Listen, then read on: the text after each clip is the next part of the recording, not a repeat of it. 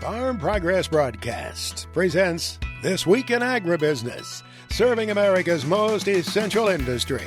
Brought to you by Case IH. Solutions for every challenge. Equipment for every farm. Case IH, built by farmers. Hello, everyone, and thanks for joining us here for This Week in Agribusiness. I'm Mike Pearson. 2026 marks the 8th year since Congress last wrote and passed a federal farm bill. And that lack of clarity is causing some agricultural industry leaders to think outside the box. Well, one of those industry leaders is Mike Naig. He serves as Iowa's Secretary of Agriculture and recently floated the idea of an Iowa Farm Act. Secretary Naig, thanks for joining us. And what is the Iowa Farm Act? Hey, Mike, always great to visit with you. And yes, I would have to say that unfortunately what we're looking for is certainty wherever we can find it. And certainly we know that policy is one of those core pieces that can bring predictability and certainty to farmers. Let's be honest, much of the policy that we need to bring that certainty and to drive our industry forward is definitely federal in nature. It's about trade and about risk management tools and conservation and rural development. I mean, we need farm bills. Don't get me wrong. Maybe we can talk about that before we're done here. But we do want to try to bring that same kind of focus and do it in a comprehensive way here in the state of Iowa. And so what we did, and I will say this, that this is a model that we've seen used in some other states, but it is the first time that we've done something like this in Iowa. So we call it the Iowa Farm Act, but you can definitely think of it as Iowa's version of a farm bill. And we really set out, much like the federal, the national ag committees do, and in their work in Congress. But what we did is set out throughout the year. I visit every county in Iowa, all 99 every year. I'm visiting with farms and businesses and holding roundtables. We're talking with all kinds of stakeholders, and we were just simply putting together this package of policy items that folks said we've been trying to do this, or a tax relief item that we've been trying to do this, maybe haven't gotten the traction, or maybe this is the time for it to happen. We put it together in one package. 5 sections, not 13 titles, but we're really proud of the fact that this represents the diversity of Iowa's agriculture, from very small specialty crop folks to livestock producers to row crop to consumers as well, really across the board. So, we do have a very diverse ag economy throughout the state of Iowa. And of course, we have a lot of laws and policies written that reflect that agricultural industry. Mike, how many different components of Iowa policy would you be pulling together to create the Iowa Farm Act? Yeah, absolutely. So, we again, a diverse array. So some of that is tax related, tax relief. It's around how property taxes are assessed to some of our ag businesses. Some sales tax exemptions for beekeepers is one example of a really small one, but it's big for them. And some tax treatment for retired farmers in the state of Iowa, bringing some fairness to Iowa law. Now, those could very well get pulled out and put into a Ways and Means type bill, and that's okay with us. We respect the legislative process. What I wanted to do was to bring those together and bring a focus to them and talk about them. Then we've got some other pieces, enhancing our ability to respond to a foreign animal disease, giving beginning farmers some additional preference when it comes to participating in our programs, enhancing, we need more veterinarians across the state of Iowa. So how can we help with some incentives around rural vet practices and veterinarians coming out of vet school? Really every day when I'm on the job here, I'm certainly traveling the state and trying to pick up on these challenges that folks are having. Absolutely. So, of course, Mike, you'll be working with the legislators, working with folks paying attention to this over the course of the next year to push the Iowa Farm Act through. But, of course, we've also got federal action still taking place. I know a number of Iowans this past week have been in Washington, D.C. advocating for E15 year-round. Now, that's something that Iowa's ag industry is ready to meet head-on, aren't we? Oh, critically important, and we are in lockstep, Agriculture United, in this effort. And look, a crop report a little over a week ago reminded us that we've got a lot of supply, and we've got to focus on demand, and we got to focus on value-added demand. Let's process and use more and more of what we grow right here in the United States. That's good for our economy. That's good for Americans across the board. And my goodness, if we can't get E15 in this environment, I think there's a lot of folks that'll be pretty disappointed. So laser focused on trying to get that across the line. Let's grind more corn. Let's use more soybean. Let's use more of the things we grow to make energy and make biofuels for our country. Let's do that. We're working hard. We know that we never take anything for granted. We'll take any vehicle that we can to get this moving, but we are laser focused on the need for E15. Moving to that direction would use significantly more bushels of corn, and again, create higher value, which bounces around our economy. So consumers also win in the end. It's good for farmers. It's good for communities that have these biofuel refineries, and it is great for consumers, cleaner burning, cheaper fuel. Iowa Secretary of Agriculture Mike Naig, thanks so much for joining us this week. Always great to talk. Fight grease, dust, and contaminants on your equipment with a Hotsy pressure washer. Visit hotsy.com to find a local dealer, and remember, nothing cleans like a Hotsy. Joining us this week to talk about what's moving in the commodity markets is Tommy Grisafi of Nesvik Trading and Ag Bull Media. Tommy, thanks for talking with us. Mike, good to be here. What an exciting time to be involved in commodities. It is indeed. Tommy, we've now had 2 weeks with these USDA massive corn crop numbers. Corn market hasn't rallied. Do we think the USDA is right? Let's be optimistic on the show. It hasn't broke either from the initial shock, right? So the USDA told us what not one analyst had that. And it's interesting because people pay people a lot of money to let us know what they're going to say. How does a whole industry get it wrong? Well, as we deep dive into numbers, which many of us have, it comes from the silage. And when you overall plant more acres, you're going to have more silage, and we had good yields. The interesting thing about the USDA numbers is that it's meeting season. And farmers all across America are going to all these meetings on how they can grow more bushels and be better at what they do. And we're in this vicious pattern of where farmers strive to be excellent, like Indiana University football team, right? And then all of a sudden they're shocked when they win, and the win is the bushels. But when we get the bushels, we don't get the price. So the market had to digest that. There were some indicators. If you're watching this show in the frozen tundra that is America the next week, and you say, how could we have known? There was a little secret talking out loud, and it was the basis, Mike. The basis all around, cash corn markets were weak, and everyone said, well, when the USDA tells us the truth, and the truth that the market wanted or the farmer wanted was the exact opposite of what the basis was telling us. It certainly was. So now we've got that in the rearview mirror, Tommy. We're watching for demand. Ethanol demand seems strong. Export demand looks strong. What's it gonna take to get this market moving back to the upside? Well, all good points. I hear some positive things coming out of DC on the down low, and they're all beneficial to ag. Now, some people say we're in the greatest ag market ever. That's a little much when you watch DC rhetoric or you see the shows. But as far as production, we have that down. We need demand. We could do that domestically, or we can go look for it in other sources. I have friends right now who are in DC from North Dakota Corn Board, and they're out there walking the hill saying, how do we get more ethanol? How do we get more exports? We're real good at growing it. We just need a place to sell it. Is it going to be domestically, or is it going to be internationally, or both? And with that, the world's firing on all cylinders. So many countries around the world continue to have big crops, and we're just not used to. We're waiting for that someone to have a production problem. We don't want that someone to be us, but it's not happening. We have seen beans rally quite a little bit. We're up nearly 10 cents since Monday's USDA report. Can this rally continue? I think it can. There's some positive things happening all around the world in commodities, and China is buying. We continue to have good exports here, and it's not only coming from China, it's coming from other countries. As we know, Mexico's been a great buyer of corn, and other countries too. All of a sudden you look at the headlines and we're selling some soybean meal. We're selling our stuff. That soybean meal sale, that's not very often we see America exporting bean meal, is it, Tommy? No, but if you thought you had a soybean meal export expert on your show this week and you didn't, but I do watch the flash headlines, and every time we get one, and we cheer for the American farmer. It's a big win. It's getting our commodities off our shores. Tommy, when we come back, we want to dive into this cattle market. You've been watching it very closely. There have been a lot of fireworks this past year, so I'm excited to get your thoughts on where this thing could run. Fight grease, dust, and contaminants on your equipment with a Hotsy pressure washer. Visit hotsy.com to find a local dealer, and remember, nothing cleans like a Hotsy. We're back for more market discussion with Tommy Grisafi of Nesvik Trading. And Tommy, I mentioned that you have been watching this cattle market quite closely. We saw that incredible 5-year rally break in October. Now the market's trying to figure out where it goes from here.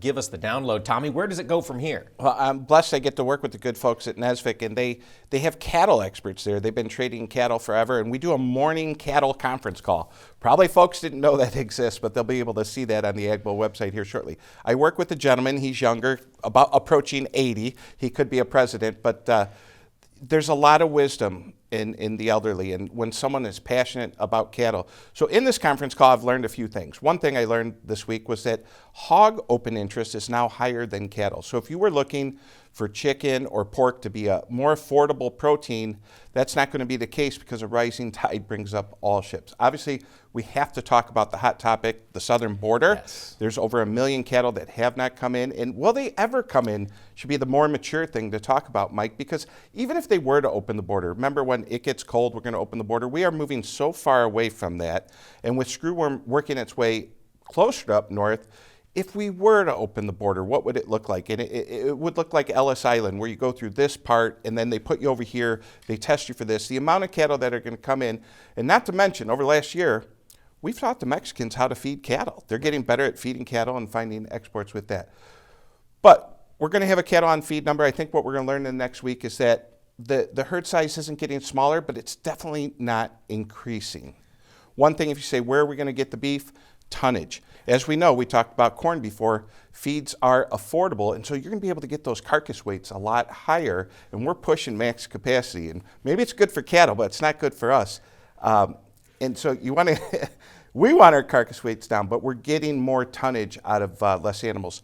Just like the row farmers become awesome what they do, the cattle farmers become real good what they do too. I'm going to have a chance to be at CattleCon in a week or two, and I think you'll be there also. We will. We're going to learn a lot more about cattle. There's a lot happening in that space, Tommy, but as we look at the commodity markets, really the markets as a whole globally, there is a lot happening, period. As you step back from agriculture and kind of try to assess the environment we're all living in, what are the big factors you're watching as 2026 comes into focus? I trade a lot less corn and I trade a lot more silver for my own account. And the CME Group just came out with a new contract. Not that I'm encouraging anyone to be a silver contract or trader, but they're coming out with a 100-ounce silver.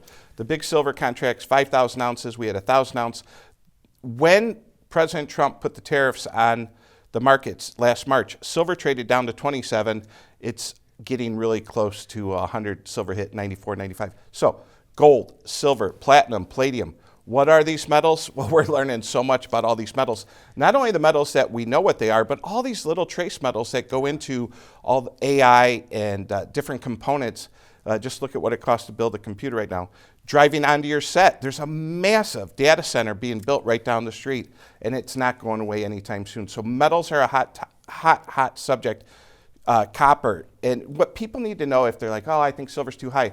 People don't really mine for silver. They mine for copper and other metals. Silver's just a byproduct. So we're not just going to turn it up and make more silver. Okay. Commodity markets are hot. Moving over to energies real quick, Mike. Yeah. On fire. Energy markets absolutely on fire. All right, lots to come. There is enthusiasm out there in the markets. We just need it on the ag side. Hopefully it'll come this year. Tommy Grzafi, thank you so much for joining us this week. Thank you. Agriculture meteorologist Greg Solier now brings us his farm weather forecast for the week ahead.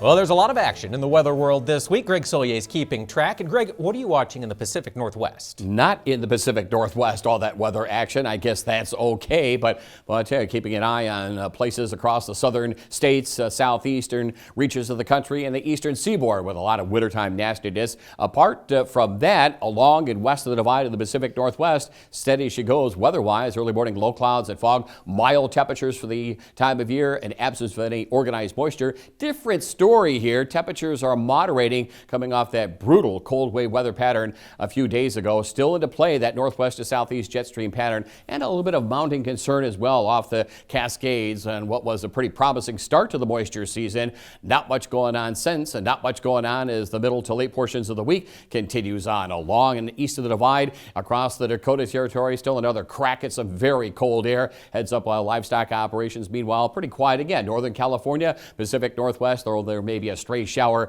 into western Washington state as the week wears on. Except for the valley locales of California, early morning low clouds, maybe a little freezing fog into the north end there. Uneventful weather pattern. And again, some concern. We're only running at about maybe 50 to 60% of the normal snowpack and runoff perspective. Water equivalency off the central and southern Sierra, some work to do there. Meanwhile, lots of work underway and the last of the cold wave weather pattern coming off the snow, the ice, and I tell you, keep an eye on those trees and power lines here with the recovery crews underway. A lot of that going on across some of the livestock and poultry areas of the southern plains. At least it's a quiet setup here. Moderation of temperatures over the snowpack, over the winter wheat fields. Desert Southwest, warm and dry into the low to mid 80s, and the warmth, except for the valleys of California, continues on out there. Well, we know the northern plains have dropped into the deep freeze. Greg, is there anything else on the radar for next week? That's it. No major winter storms. Lots of snow now on the ground. A well-insulated winter wheat field scenario farther south from here. And a couple of trials continue on this northwest to southeast jet stream pattern. Some widespread sub-zero daytime highs that were, again, just that below zero the past few days. And we'll start the week off sub-zero into the Ohio Valley. Lake snows continue on. And just a couple of weak systems on the move. Here's the next one from northwest to southeast into the Corn Belt locale. Some scattered snow showers and flurries. The snowpack stays. The Arctic air stays into the upper Midwest. Another dash of some snow shower and flurry activity back westward across Big Sky Country. Hard freeze, leftover snowflakes, and again a corridor of heavy wet packing snow or ice from Oklahoma and Texas east from there. Cleanup and recovery, keeping an eye on livestock and poultry operations. The cold wave up towards the Ohio. Warmth if you need it in the desert southwest. At least there's no major precipitation makers. That's it. It's still a chill in the air over these snow-covered fields of the southern plains. Cool high pressure across the delta. So again, opportunities for additional cleanup and recovery on the southern plains and eastward as the week wears on. Well, I know it's going to be active to the east. Greg, what are you watching for next week? The last piece of that southern and southeastern states storm system winding its way up the eastern seaboard. We have had at least some drought relief into this part of the country. Still lots of work to do across Illinois, Indiana, Champaign County in Illinois. The probably top 5 driest years on record. There, about 13 to 16 inches short of normal for the year. Very cold wave weather conditions in the wake of that storm system. Another clipper system for the upper Midwest. The snowpack stays. The temperatures stay down. Additional snow showers and flurries with at least the worst of the cold staying up towards the Sioux. Over the southeastern part of the country, again, cleanup, recovery as best you can. A hard freeze over the sugarcane fields of the Delta. Cold wave weather conditions up to the north. The last of sprinkles and snowflakes coming on down on what will probably have been a foot to foot and a half worth of snow into the southern Appalachians, even back into the Florida Panhandle. Again, later into the week as that winter storm system exits. Freeze potential at least down to about Ocala and Orlando. Meanwhile, cold, dry, high pressure across the Carolinas, another front across the Ohio Valley, and all quiet weather seen across areas of the southern plains with sunshine, a couple of scattered showers expected down across the south end of Texas. We'll have that extended outlook coming up later on in the broadcast. Closed captioning this week is brought to you by Farm Progress. Their team of experts reports on innovative solutions and essential information for your farm business. Visit farmprogress.com to stay updated.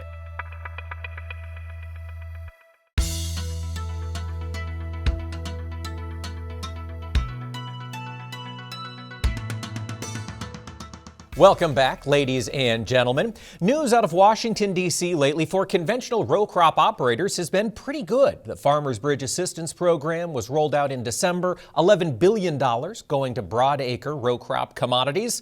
Specialty crop producers, however, only received $1 billion from that FBA assistance program, and the industry says that's not enough. Joining me now for an update is Cam Quarles. He serves as the CEO of the National Potato Council and serves with other association members on the Specialty Crop Farm Bill Alliance. Cam, thanks so much for joining us this week. Mike, good to see you.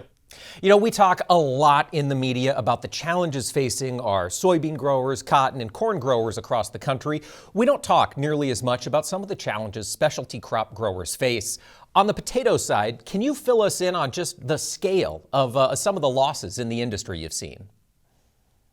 Yeah, we've done some economic analysis over the past few months, Mike, and it's pretty staggering. When you look at just the russet variety of potatoes, which is the largest one produced in the United States, estimates are growers are going to suffer over $500 million in losses for this coming year due to all of this economic crisis that we're facing. I think the American Farm Bureau Federation, they had an economic analysis, looks a little bit more broadly at potatoes. They're including other varieties. Their estimates were up nearly $800 million in losses. So very, very significant just for our commodity, which is one of hundreds under that specialty crop banner. Cam, for folks who maybe exist in the world of corn and soybeans outside of specialty crops, could you give us some examples of the other commodities and crops that are produced by specialty crop growers? Yeah, it's basically the U.S. fruit, vegetable, and nut industry. So citrus, avocados, almonds, strawberries, blueberries, all of these 300 different commodities under one banner. And just to explain the scope of it all, when you look at what the U.S. produces just for food consumption, not textiles and those kind of things, but for food consumption, the specialty crop industry is half of everything the United States grows. Wow. It is a big industry. It swings a big hammer, and it certainly provides an important livelihood to millions of Americans. Cam, with the challenges that specialty crop growers are facing, what would the industry like to see assistance-wise? That $1 billion in the FBA program, it's not going to be enough, is it? It's not. And first off, Mike, it's not $1 billion for specialty crops. It is specialty crops may be able to share in a portion of that $1 billion, but it also includes things like the U.S. sugar industry, which has its own distinct needs, and other commodities that may be able to make their case to USDA. So certainly specialty crops would receive less than that $1 billion.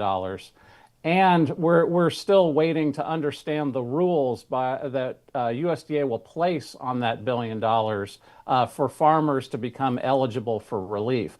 All of that is yet to come, and we're hopeful that Congress, in partnership with the administration, can really get the number right. Our estimates, based on all of the aggregated data, is that specialty crops will require about $5 billion in aid to deal with this economic crisis we're all in. Now, of course, specialty crops, they might not be as widely produced as the broadacre row crops, but we do have specialty crops, Cam, grown in, I would argue, every single state in the country. Does that give the industry a leg up when it comes to talking to Congress? Are you hearing favorable responses when you discuss the needs of the industry with legislators? Well, I think it does. It's obviously something that is on us to make sure that we're all asking for the same thing. We all agree on what the solution is. And fortunately, we've done that in this case. The Trump administration rolled out a great program back in July that provided some relief, really a model for what we're asking for this time around.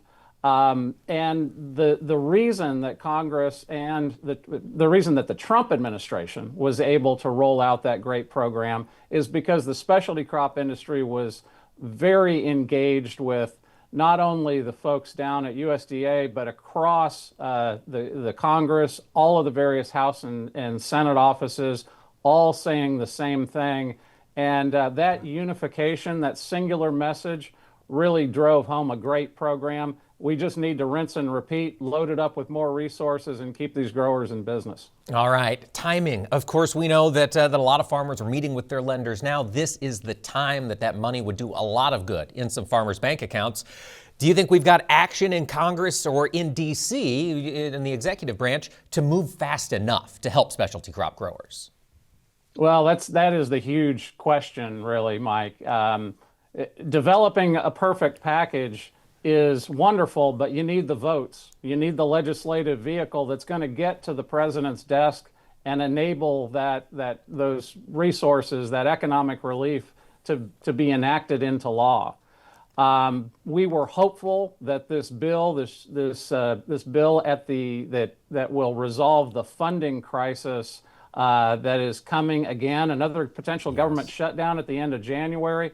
We were hopeful that was going to carry these resources. That is very unclear, and we need Congress to act right now. If they don't act with urgency, it is very clear that growers are going to go out of business in the interim.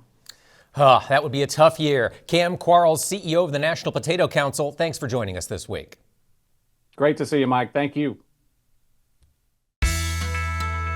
Farm Progress Broadcast presents This Week in Agribusiness, serving America's most essential industry.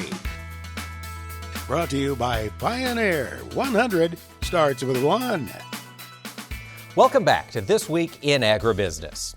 Beginning on Monday, more than 1,200 farmers, processors, and suppliers to the dairy industry will gather in Palm Desert, California for the annual Dairy Forum.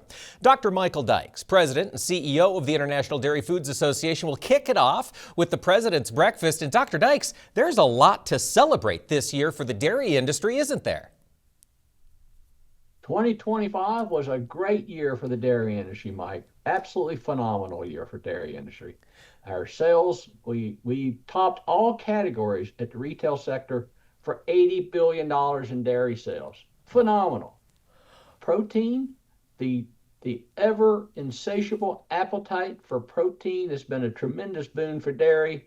We are a protein rich source, highly bioavailable. It is proving through in our category sales, our yogurt sales.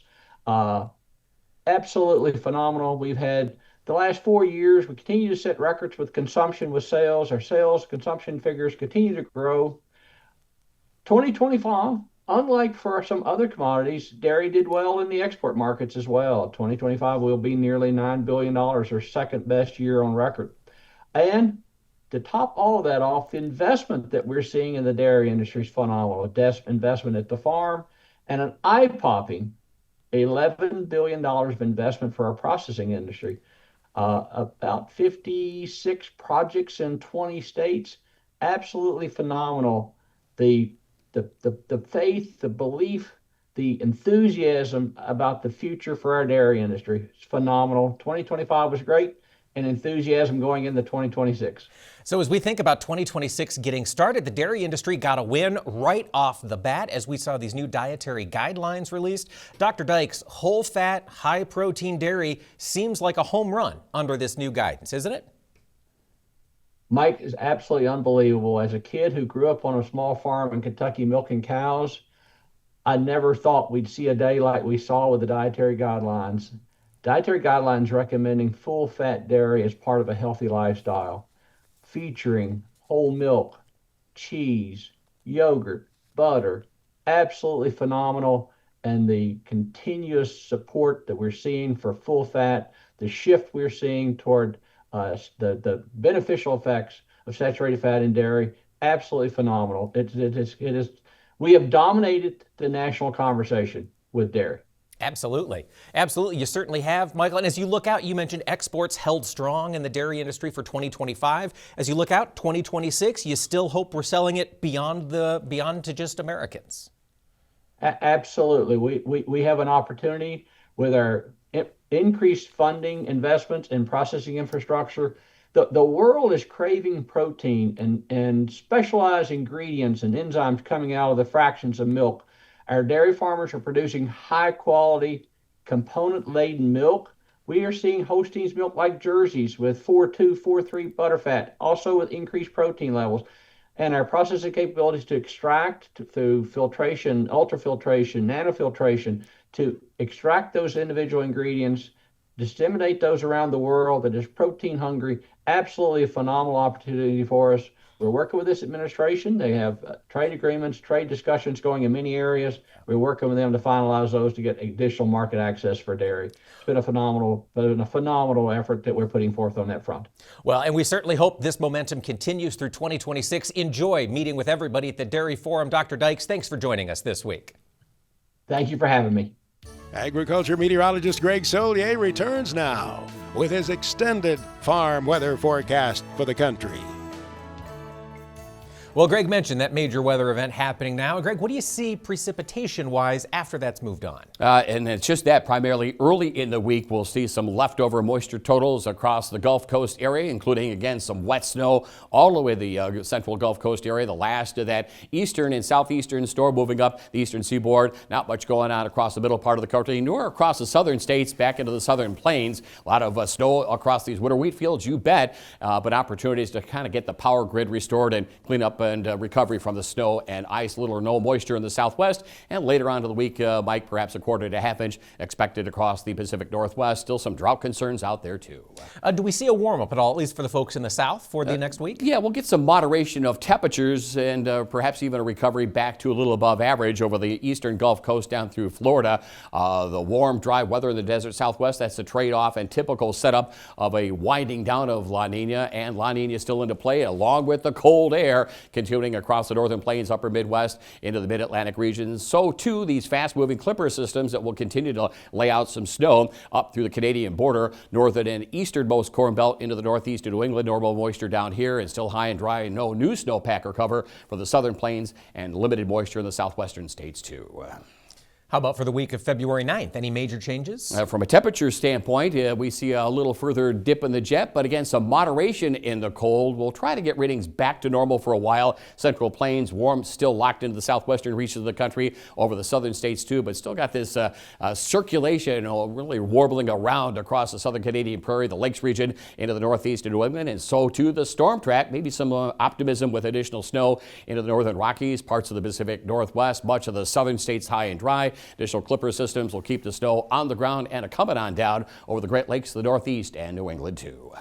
For the week of February 16th, do you have any special concerns about cold? Looks like the trough is strengthening, the cold air strengthening, and here it is in what should be a pretty action-packed remainder of the month of February. Warmth over the southeastern part of the country and a busy weather pattern Pacific Northwest through the Plain States and a wide and expansive area of snow and ice and rain, too, for the Corn Belt on southward.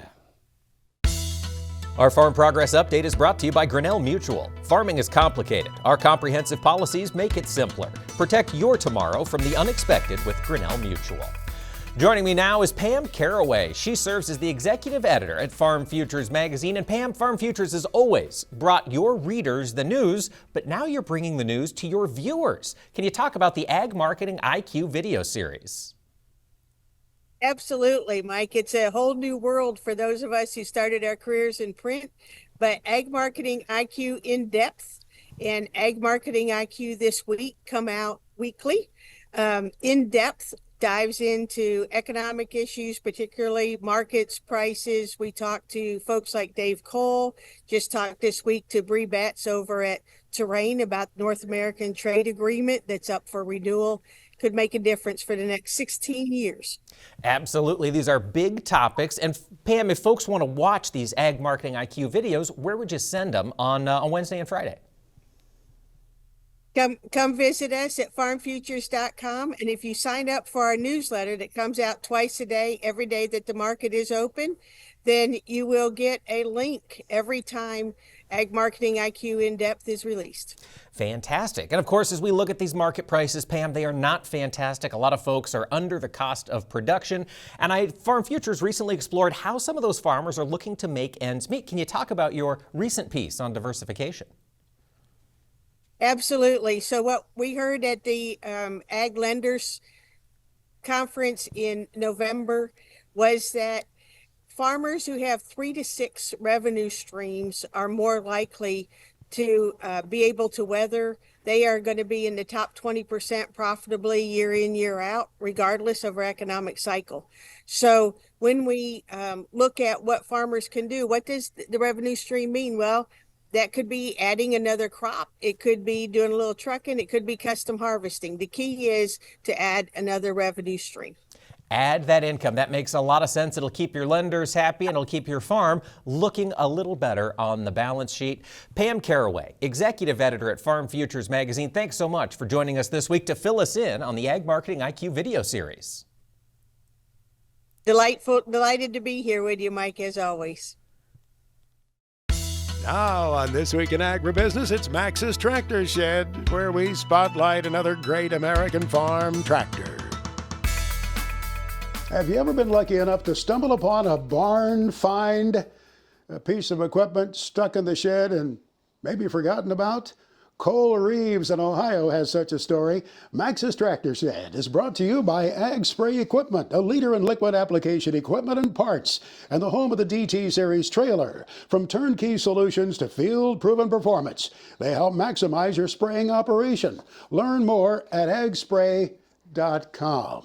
Well, this story starts in 1975 when this John Deere 4430 was made, but there's some interesting turns along the way here. The tractor was used by a farmer at Warrensburg, Missouri, a little bit to the southeast of Kansas City, a little bit to the west of Whiteman Air Force Base there at Knob Noster, Missouri. And Cole Reeves found out that somewhere back in about 1993, the farmer who had this tractor stuck it away in the fall. He used it for light tillage and for anhydrous application. And then the farmer passed away, and that's where the tractor stayed. And the barn started to disintegrate a little, and the saplings grew up around it. And then about 5 years ago, it was discovered that there was something else in that barn that would get some attention. This and some other unique tractors. Cole Reeves at Alexandria, Ohio found out about it. He was able to acquire this tractor that has 1,756 actual hours. Cole said he never saw that tractor in person until it showed up at his place in Alexandria, Ohio on a flatbed. Now here's Mark Stock with a weekly Big Iron Report. Well, hello, Max. We are in the heart of auction season, and boy, do we have a dandy of a lineup of equipment selling here this upcoming week. We start on Tuesday, January 27th. The Andy and Tori Topper sale features 188 items. There's a 2023 Fendt 728 mechanical front tractor, 2022 Fendt Ideal 8 four-wheel drive combine, John Deere 9410R four-wheel drive tractor, gooseneck livestock trailers, Wilson and Featherlight brands, lots of quality livestock feeding equipment and row crop farming machinery. The online auction on Wednesday, January the 28th features equipment selling in Garrett, Indiana, Bardstown, Kentucky, Peach Orchard, Arkansas, Burlington, Kansas, Dallas, Texas, North Las Vegas, Nevada, Franklinville, North Carolina. On Thursday, Big Iron will be conducting a farm machinery auction in conjunction with the Colorado Farm Show. Also on Thursday, the Owen and Byron Hammond retirement sale, selling a John Deere S660 combine, John Deere 9430 four-wheel drive tractor, John Deere 8225R mechanical front tractor. On Friday, January the 30th, the Ryan Bland retirement sale will feature a John Deere S780 combine, John Deere 8260R mechanical front tractor, plus many more items. And Max, be watching for our big auction catalog coming out this week. Call our office to get yours in the mail. Our FFA Chapter Tribute is brought to you by Gehringoff. Check out the new XFR 50 Draper with 3 times more flexibility than the closest competitor at Gehringoff.com. Gehringoff, proudly built in the American heartland. This week, we're getting to know Brent DeSager. He's serving as the president of the Michigan State FFA for this upcoming school year. Brent, thanks for joining us. Thanks for having me. Fill us in. Did you grow up on a farm or have an agricultural background? Yes, I grew up living and working on my family's dairy farm. We milk about 3,000 cows, and I have always been really active, whether that be going out, feeding calves, going out, cleaning. Along with that, I have also showed cattle at our local county fair. All right, lots of livestock experience. We love that. Brent, now you're serving as the Michigan State FFA. And how is Michigan FFA? Are you seeing memberships grow? Absolutely. My team, the 2025 to 2026 state officer team, are actually the first ones that can say that we have over 10,000 members in Michigan. Wow. These 10,000 members are absolutely amazing, and we are seeing phenomenal growth among all of them. That is fantastic to hear. Now, that is a great start already, but do you have any goals for your term as president? Absolutely. I think that every single member that we have within our state brings something very special to the table. Every member has their own area to thrive, whether that be in the agricultural field or outside of it. Everyone has a unique talent that makes them amazing. My goal is to really find what that talent is and connect these members with the resources and people they need to have any success that they need and the opportunities they need to thrive. There are some great opportunities in FFA, and it helps to have that connector working to bring everyone together. Ben, before we let you go, are your future plans? Do you hope to stay in agriculture? Yes, absolutely. I'm heading to Michigan State University to pursue a degree in biosystems engineering, with which I hope to use the things that I learned to come back to my farm and really improve all aspects of agriculture. Fantastic. Brent, thanks for joining us this week. Of course, thanks for having me again. Chad Colby's Tech segment is brought to you by AGI, supporting your expertise with industry-leading grain handling, storage, conditioning, and monitoring solutions. AGI, we're right there with you.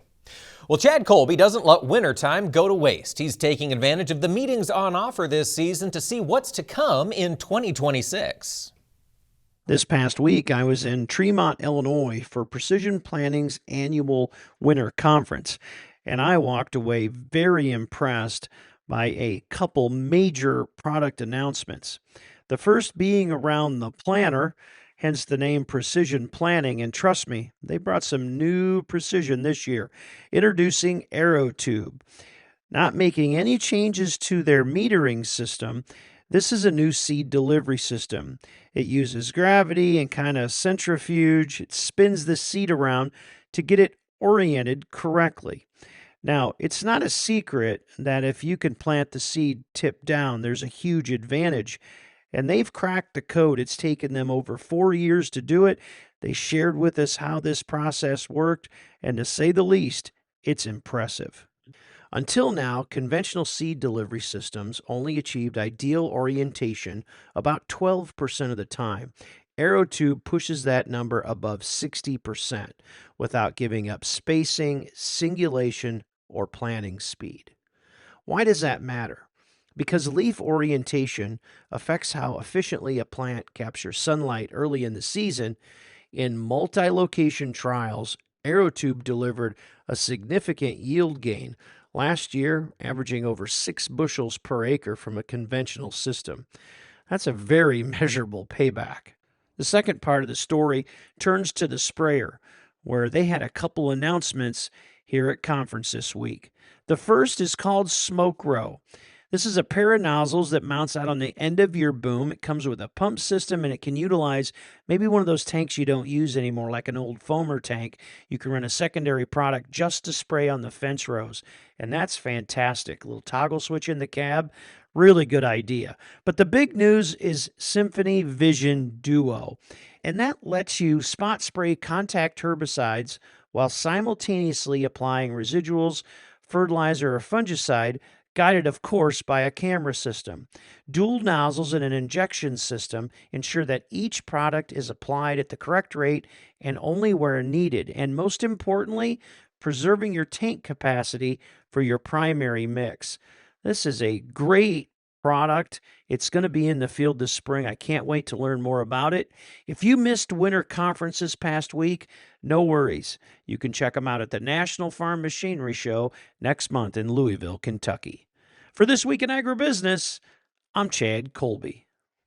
Don't go away, ladies and gentlemen. When we come back, we'll have a story from Springfield, Missouri of a big city FFA using horses to work with students.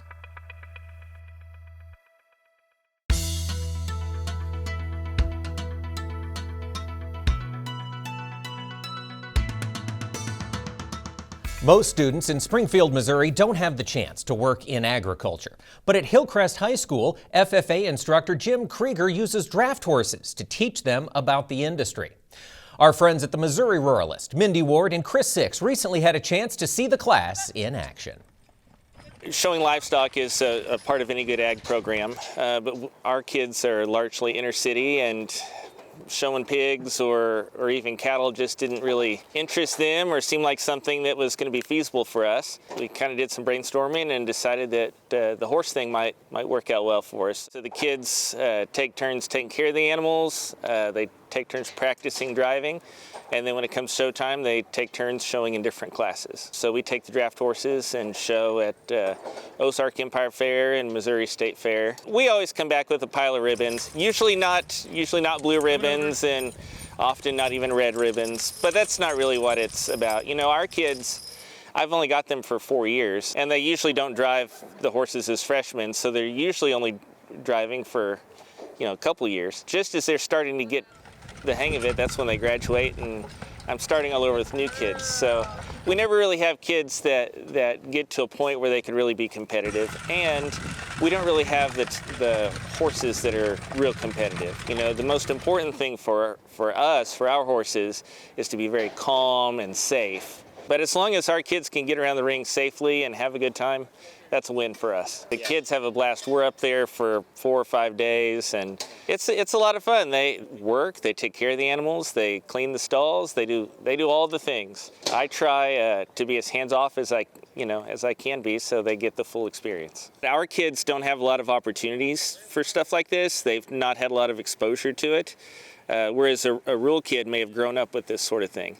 And so for them, it's not necessarily exciting or new or interesting. But for our kids, it's their first exposure to this, so they really latch onto it and really enjoy it. I think one of the exciting things about us, we do a lot of the FFA contest in the spring and have a lot of success with that, which for a new chapter and being an inner city chapter is pretty unheard of. Just this year we had our Grasslands team was first place in the state. That earned them a trip to go compete at nationals in Indianapolis. And so that's really exciting. The horses that we're driving today are both females that we raise babies from. And so that's something that the kids also get to be a part of the process. We do all the breeding at home. So the kids come out and help me breed the mares, ultrasound to make sure that they're pregnant, and then help with the birthing process and training the youngsters. Andrew right there, he graduated last year, and he spent the summer up in Nebraska working for a big-time draft horse hitch that travels all around the country. Right now he's trimming the horse's feet. That's something that we talked about as a career option for him, being a farrier. I don't know, I just saw the cool stuff they were doing. It was interesting for me. Through it, I've started doing stuff like this and trying to become a veterinarian. Before the FFA, I didn't really know what I was going to do yet. You know, I just love it. I like doing this, taking care of animals now. It's a great experience to be able to drive that wagon. I guess all I could say is just to join. I mean, even if you don't like what we do, I mean, once you're into it, you'll love it. Thanks to our friends Mindy Ward and Chris Six at the Missouri Ruralist for bringing us that story. And thank you for joining us here today. Be sure to catch us next time right here for This Week in Agribusiness. This Week in Agribusiness is recorded in the Strauss Studio. Family owned since 1948 and trusted by pros worldwide, Strauss makes gear that works as hard as you do. Tough, functional, and resilient. This isn't just workwear, it's gear engineered to perform. Gear up now at Strauss.com. This Week in Agribusiness is produced by 22 Creative Group and has been a presentation of Farm Progress Broadcast. We invite you to visit us online at agbizweek.com.